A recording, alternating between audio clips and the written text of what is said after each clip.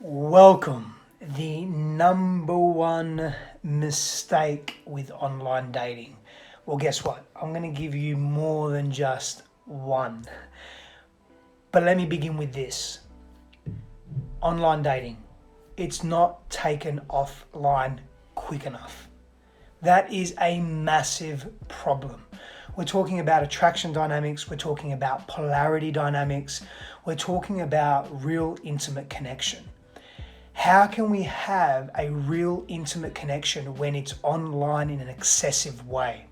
Now, let me be clear on something, because I'm going to share something that's really interesting, which is part of my personal story and how I met my wife. We were introduced by mutual friends, and we spent the first couple of months on the line, on the world wide web, on the interwebs. And so we were having conversation on WhatsApp, we were doing video chat, we were talking, we were communicating from that place. But before I go there, let me go back to this number one mistake that we make with online dating is we don't take it offline quick enough. So we bypass this direct approach. So when we bypass this direct approach, this meeting in physical person, so I've got to unpack this, so much to unpack here.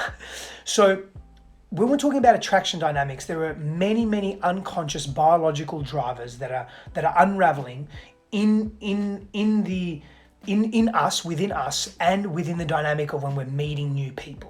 Okay, and so women will perceive a particular way and men will perceive a particular way. Women are looking for something unconsciously, unbeknown to them, and men are looking for something unbeknown to them most of the time. My objective with these types of videos is about enhancing the quality and the authenticity of the relationship. One of the ways we do that is understanding what's actually happening in us, within us at a primal, biological, biophysical level. We can't deny that. From an evolutionary perspective, this is how we attract each other, how we magnetize each other into our lives. There's some science behind this. In fact, there's so much science behind this. But let's make this more conscious in a healthy, authentic way. Not in a way that is manipulative or underhanded, not in a way to understand what's happening in the opposite sex or in the person that you're attracted to, so that you can manipulate the situation for hyper selfish, satisfying needs. Again, I'm not implying that having sex or having casual sex or even a one night stand, there's anything wrong with that. There's actually not. Can you be really clear with yourself, but also understand what's going on?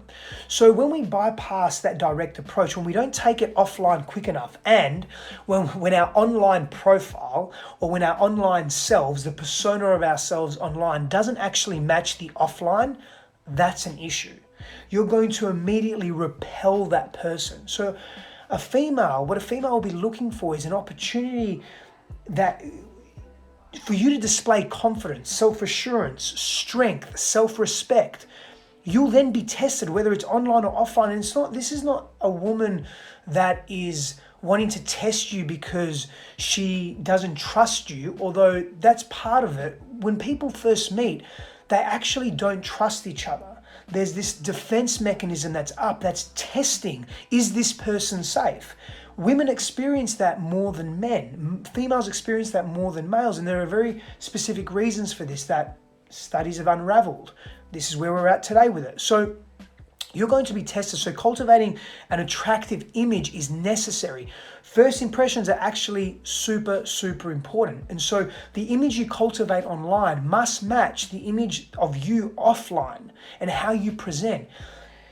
Intimacy and closeness that's developed online can be an illusion because we require physical contact. We require ourselves to feel, to smell ourselves, to see all the non-verbal cues that are being unpacked. Let me give you an example of this. So studies were done where silent video was being played and females and males were looking at this video. In short, in these videos, females were 80% accurate in deducing what was going on in that video through non-verbal cues. Men were 35 to 40%. That's a massive difference. A female's intuitive faculties, the way she understands the world and she registers that through her brain, is quite different to how men do that. So men seduce more overtly, women seduce more covertly. Now, in terms of attraction magnetics and attraction dynamics, it's telling us something about how we function, how we give and receive, how we let off positive signals or let off negative signals and so forth. And so intimacy and closeness developed online can be an illusion because we require that physical contact. Also, there's a mystery that's removed and crucial non-verbal body language and clues that are left by women for seduction and for men particularly for pursuit as well. So again, men will pursue and seduce more overtly, women more covertly. And this is known as preening. And there are about, I think, 12 to 14 cues or preening characteristics that a woman may let off to let a man know that it's safe for him to come forward. Part of that is eye contact, smiling, open body posture, the upturning of the wrist. Again, this is a vulnerability that's being shared and saying, I trust you enough to be doing this and it's safe. You know, the playing with the hair, the moving of the body towards the man. We miss all this in online dating and online content. I'm not saying online dating isn't an amazing way to meet amazing people. It is. But we stay online too much, way too much. So we're navigating a completely new mind map here and a new terrain for the brain and attraction dynamics. And we have to keep that in mind, that we've evolved a particular way for a very long time. And so bringing elements of how we've evolved biologically, biophysically, biosocially, and also understanding our culture today can be super, super helpful. So we're also too conditioned to hide behind screens. And there's less real person contact, and that makes so many first dates not go very well. We're conditioned to these virtual relationships. And so that becomes our norm, and we're unable to actually communicate and connect and share effectively. We become hyper nervous. A female doesn't want to see another man that is nervous. She wants to witness confidence, strength, self-respect. But again, there's so much more than just this.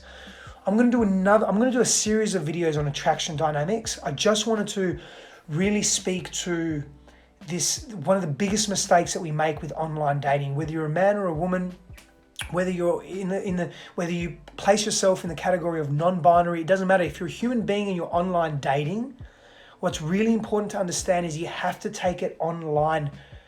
You have to take it offline really quick. So establish a very truthful profile. Be real, be you, say what you are, do what you say what you do. Just be you. Then, if you're a man, take the lead on asking, being really curious and confident about who you are and asking, hey, would you like to take this offline? Lead that exudes confidence, certainty, a reassurance and a trust in self.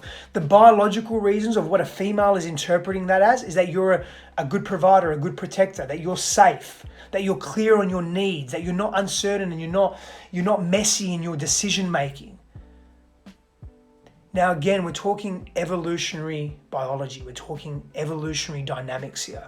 It's beyond just culture. That's part of it. Now, I want to answer a question before I wrap this up. My partner would stay up late watching porn rather than come up to bed. I wasn't aware, but I never confronted him. I just found them on his computer. We are not together anymore. Okay, so there's not a real question there, but clearly there's an issue there. And the issue is that, part of the issue is that it's easier to feel safe virtually, because there's less of a risk of being rejected, of being humiliated, or having to be vulnerable and real and raw and open up our hearts. That's another conversation for another time. And I've done a video on this. If you go to my YouTube channel, you'll be able to find it. I can't remember what the title is, but it's on why particularly men are so attracted to porn. And it's more than just the quick fix.